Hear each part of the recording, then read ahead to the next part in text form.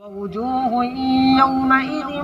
باسرة تظن أن يفعل بها فاقرة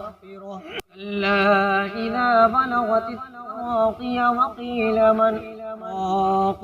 وظن أنه الفراق والتفت الساق بالساق إلى ربك يومئذ المساق فلا صدق ولا صلى ولكن كذب وتولى ثم ذهب إلى